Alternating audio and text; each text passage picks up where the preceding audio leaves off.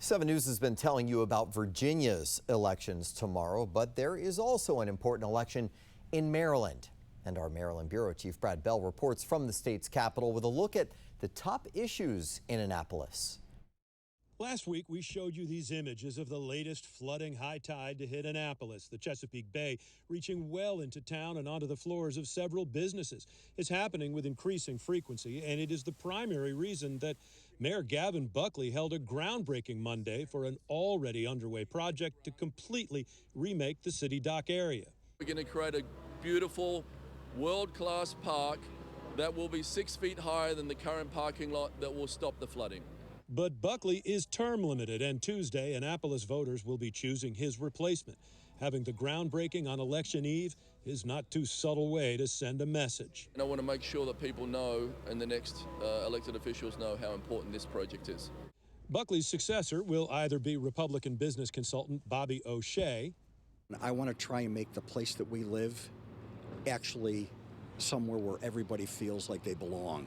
Or Democrat, lawyer, hardware store owner, and former alderman Jared Littman. I love Annapolis, and I see potential for it to be even better.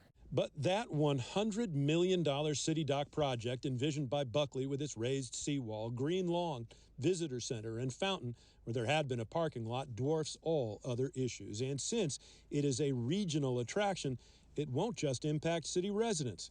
O'Shea wants to hit the brakes. It's a pause to reevaluate, number one, where our money's coming from, how we're paying for it so our taxpayers don't get burdened.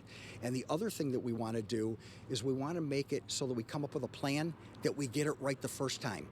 Littman says he'll finish the project but might wait on extras like the fountain and visitor center. We just had a flood last week that was 4 feet above normal tides. If we do the city dock project, that flooding will not take place, and our businesses will not be flooded all the time. There were 120 flood events here in Annapolis.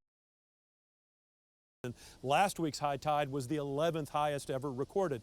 There is bipartisan agreement that something has to be done. The questions are how much and how it will be paid for now that an expected $33 million federal grant is in question, all of which is why Tuesday's election here could have an outsized impact. In Annapolis, Brad Bell, 7 News.